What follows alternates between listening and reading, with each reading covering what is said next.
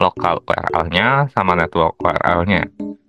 Nah, teman-teman, kita main di lokal dulu, kita klik di lokalnya, nanti dia akan dapat POV yang berbeda. Jadi hasilnya kayak gini. Aku pindah dulu ya, another screen-nya. Oke, di sini. Oke, ini adalah screen yang udah kita create tadi. Jadi ada dibagi dua, terus ada backslash prediction di sini. Kita klik prediction.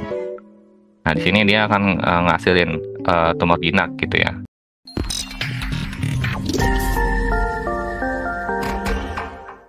Halo semuanya, ketemu lagi di hari ini. Jadi hari ini kita akan melanjutkan materi kita terkait mastering end-to-end machine learning. Nah, di scope kali ini kita cukup seru karena kita akan mencoba melakukan deployment. Kalau di sesi sebelumnya kita melakukan unit testing, jadi kita udah punya model nih, kita uji nih modelnya. Kalau misalkan pengujiannya udah oke, baru kita bisa deploy secara publik gitu ya. Nah, kali ini kita akan coba melakukan deployment secara lokal terlebih dahulu. Nanti kalau secara publik atau online atau secara cloud, nanti aku akan bahas sesi terpisah bagaimana teman-teman bisa loh meng-share hasil buatan tangan teman-teman ke orang lain itu secara online dan itu gratis gitu. Nanti kita akan bahas caranya. Nah, di sesi kali ini kita akan berkenalan dengan satu library yang menurutku sering banget digunakan oleh banyak data science untuk melakukan prototyping ataupun mengingest model yang udah dibuat secara online. Nah, ada ini yang teman-teman akan kerjakan itu pelajari adalah yaitu melakukan simple deployment dulu. Jadi kita akan coba melakukan simple deployment itu seperti apa. Kenapa dikatakan simple? Karena teman-teman hanya like-nya seperti membuat variabel di dalam Python. Jadi kita cuman drop name-nya, terus udah kita bisa bikin widgetnya. Dan teman-teman nggak harus paham tentang front end web development. Ya, khususnya teman-teman hanya mengetahui fitur-fitur apa yang ada di dalam model atau library yang dimiliki oleh Streamlit ini sendiri. Jadi kita akan mengenal secara singkat Streamlit itu apa sih sebenarnya, dan kenapa kita harus menggunakan Streamlit seperti itu. Oke, nggak usah berlama-lama lagi, mari kita coba explore materi hari ini. Yuk, oke, gimana teman-teman? Udah mempelajari banyak hal kan di machine learning end-to-end? Nah, jadi kali ini kita akan melanjutkan terkait model deployment yang ada di sini. Kalau misalkan sebelumnya teman-teman udah paham kan terkait problem understanding dan definition, terus habis itu kita udah belajar data collection dan data process, di mana teman-teman melakukan penggalian dari data tersebut, terus kita cek secara profiling datanya udah oke atau belum. Setelah itu kita melakukan data preparation, kita lihat apakah ada data yang missing atau ada yang harus diperbaiki dan sebagainya. Kita prepare agar datanya ready to use. Once data ready to use, kita juga bisa melakukan elaborasi dari data yang kita miliki dengan membuat fitur baru ataupun mengurangi fitur gitu ya, fitur selection misalkan. Nah, sebenarnya juga kita udah belajar bagaimana ngebuat model training sama kita melakukan evaluasi model. Akhirnya teman-teman udah paham nih secara end to end. Ini sebenarnya scope dari sini sampai sini aja udah, menurutku udah cukup oke ketika teman-teman membuat bikin model data dari awal gitu ya. Kita from scratch kan. Nah, itu kita udah bisa gunakan nih follow up prosesnya gitu. Sekarang ini kita akan lanjut ke model deployment. Di sini kita akan coba melakukan simple deployment terlebih dahulu. Sebelumnya kalau misalkan teman-teman udah nonton video sebelumnya, kita udah mencoba menggunakan unit testing untuk menguji model yang udah kita buat di Pickle apakah cukup stabil menjawab pertanyaan atau enggak. Kalau misalkan belum oke, kita bisa melakukan reuse lagi, terus kita re-engineering modelnya lagi agar model itu ready to use gitu ya. Oke, di model deployment ini kalau misalkan pengertian sebelumnya adalah kita udah siapkan model yang udah kita buat. Model ini udah kita training, terus udah kita evaluation, dan oke, siap digunakan. Nah, bagi teman-teman yang baru pertama kali nonton video hari ini, pastikan teman-teman udah nonton di video-video sebelumnya. Aku udah jelaskan roadmap end-to-end machine learning yang bisa teman-teman ikuti dari awal gitu. Apalagi teman-teman masih entry level misalkan, ini bisa membantu banget buat teman-teman nge-create pembelajaran machine learning. Nah, setelah model buildingnya sudah selesai, kita akan melakukan deployment. Deploymentnya itu bisa dalam bentuk prototyping lebih dahulu, baru kita ke production. Nah, kali ini kita akan coba bikin prototyping dulu menggunakan salah satu tools yang menurutku cukup oke teman-teman gunakan. Walaupun banyak ya di luar sana, tapi aku biasanya menggunakan prototypingnya menggunakan ini, yaitu Streamlit. Kenapa Streamlit? Karena Streamlit itu adalah frameworknya Python yang digunakan untuk membuat aplikasi web interaktif untuk data science dan machine learning dengan mudah. Kenapa dengan mudah? Karena teman-teman cuma bikin variabel di dalam Python, dan teman-teman nggak harus paham kayak uh, framework dari web gitu ya. Itu nggak perlu. Bahkan kita cuma fokus ke logical, ataupun kita bisa menghias sih sebenarnya dari front end-nya itu, dan nggak harus pakai codingan yang cukup banyak, karena cukup simpel aja codingannya. Dan dengan adanya Streamlit itu kita bisa mengubah data, hasil datanya itu bisa jadi variable web apps dalam 1 menit. Nah, itu kita akan coba di sesi terpisah untuk melakukan deployment secara cloud. Tuh, karena kali ini kita sesinya akan deployment di lokalnya kita dulu. Jadi kalau misalkan teman-teman udah menginstal kayak Anaconda, terus Visual Code dan PyCharm misalkan, itu siapkan dulu environment-nya agar kita bisa coba testing secara lokal. Nah, implementasi dari Streamlit itu bukannya karena jarang digunakan ya, justru banyak banget sampel-sampel yang bisa teman-teman lihat di Streamlit. Jadi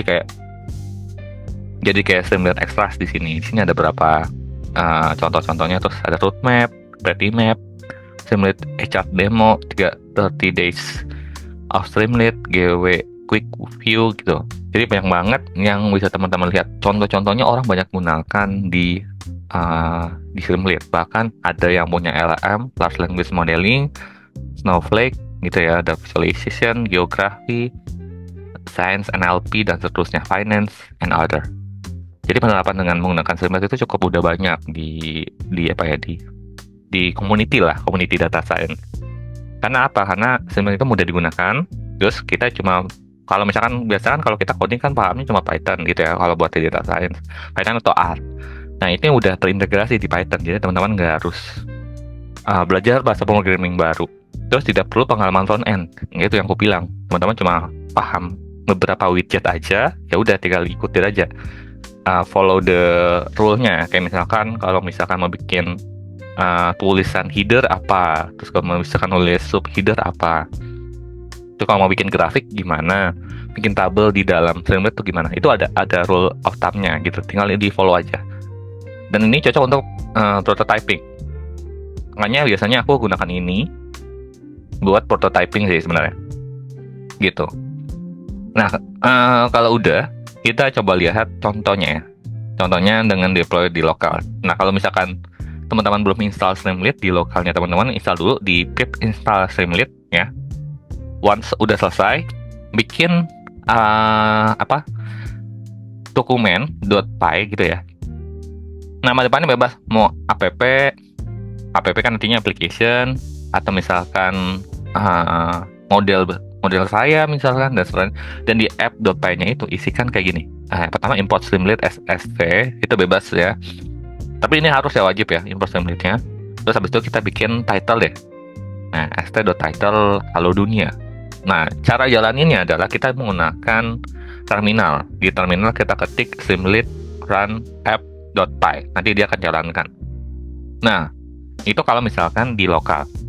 Di sini ini sesi lokalnya. Tapi kalau misalkan mau di deploy secara cloud, ada caranya. Ini ada Streamlit Cloud, ataupun teman-teman bisa menggunakan platform lain seperti Heroku, AWS, dan lain-lainnya. Itu udah banyak bisa terintegrasi dengan menggunakan Streamlit seperti itu. Nah, kalau misalnya cara ini sampel deploy-nya ini kayak gini. Jadi quiz codingan kayak gini, misalkan Streamlit SST, import pandas SPD. Nah, ini kan kita bikin file dulu nih, .py di sini. Ya, di sini .py. Nah, terus kita buatkan kontennya dari isi data, df, st title, st write, dan seterusnya. Terus nanti ntar viewingnya kayak gini. Jadi ntar ini diubah kayak gini. Seperti itu. Cukup mudah kan? Kita kalau mau bikin title cuma pakai kayak bikin variable. Seperti itu. Nah, kalau misalkan deploy secara online, itu kita harus push kodenya ke GitHub dulu. Nah, nanti kita buat akun di streamlit.io/cloud gitu ya. Terus habis itu hubungkan ke repository-nya teman-teman gitu. Nah, habis itu udah langsung deploy. Nggak lama kok deploy-nya. Dan ini kita akan bahas terpisah ya di sini. Aku akan siapkan sesi terpisah di hari Python gitu ya. Nanti di hari Rabu. Nanti aku akan bahas terpisah bagaimana teman-teman bisa deploy secara online menggunakan Streamlit gitu. Oke, kita coba lihat use case-nya kita. Nah, use case kita kan breast cancer hospital ya. Nah, artinya kita akan coba agar dokternya itu bisa input di sini dan dia bisa ngeprediksi. Ataupun kalau misalkan aplikasi ini bisa diakses oleh pasien. Jadi pasien bisa mengakses. Jadi dokter kasih inputan kayak gini-gini. Nah, si pasien bisa input di sini apakah dia itu tumor ganas atau enggak. Tuh. Nanti dia klik prediksi, nanti dia akan keluarkan result seperti yang di bawah. Tuh. Nanti itu ya tekniknya yang bisa teman-teman lakukan. Gimana cara codingannya? Cukup mudah, teman-teman siapkan library dulu yang digunakan. Ini aku cuma 3 doang. Streamlit, NumPy, sama Pickle. Karena modelnya udah kita simpan kan di dalam bentuk Pickle kemarin. Jadi kita bisa langsung panggil Pickle aja, nggak usah bikin model dari stress lagi. Kayak manggil random forest lagi, logistic regression lagi, nggak usah. Itu fokus aja langsung kita panggil Pickle-nya, model yang udah tergenerate sebagai base model. Once kita udah dapat base modelnya itu, kita panggil, disimpan dalam bentuk model. Terus kita bikin title-nya dulu, breast cancer prediction, terus right-nya memasukkan nilai fitur untuk memprediksi kemungkinan kanker payudara gitu ya. Nah, terus aku mau bikin ini, ST column. ST column tuh kayak gini, nanti kita ngebagi, misalkan di sini kan ada satu view ya. Nah, aku mau bagi view-nya tuh dibagi 2 gini. Jadi yang dinamakan ST column. That's why yang di sini kan dibagi 2 kan nih. Bagi 2 sama rata. Di sini sama di sini. Oke. Karena kalau misalkan nggak di itu nanti dia ke bawah dan banyak banget itunya. Nah, ini yang bagi 2. Yang di kiri disebut call 1. Yang di kanan disebut call 2. Gitu ya. Nah, di sini makanya dibikin 2. Kalau misalkan teman-teman mau bikin banyak, jadi ntar di sini aja. Misalkan 3 gitu ya. Ini ganti 3 yang di sininya, di kurungnya ini ganti 3. Nanti dia akan ngebikin 3 kayak gini. Gitu. Kalau misalkan 4 juga sama. Ya seterusnya. Itu kalau misalkan ngebagi view-nya menjadi berapa kolom yang mau teman-teman betulkan. Jadi biar terbagi-bagi. Nah, once kita udah bikin, nah kita isi yang di kolom 1 isinya apa aja. Terus kolom 2 isinya apa. Di kolom 1 aku butuhnya uniformity ini dan seterusnya. Terus kita bikin select box.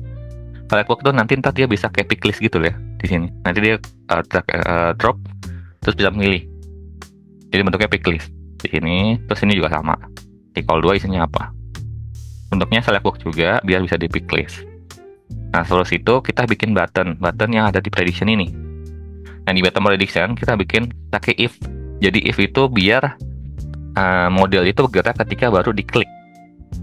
Karena kalau misalkan nggak dibikin if, jadi modelnya akan gerak terus kan, nggak stop. Nah, kita kan mau bikin kayak seolah-olah modelnya itu bergerak. Kalau diklik prediction dulu baru dia jalan. Kalau misalkan nggak diklik prediction dia nggak jalan. Makanya di sini st.button prediction ini. Jadi kalau misalkan diklik jadi dia akan true.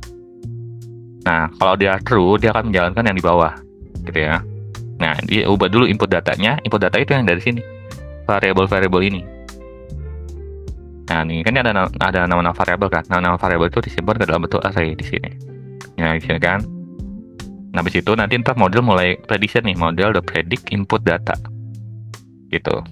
Nanti kalau udah selesai baru kita access nih predictionnya gitu. Apakah dia tumor jinak atau tumor ganas? Gini.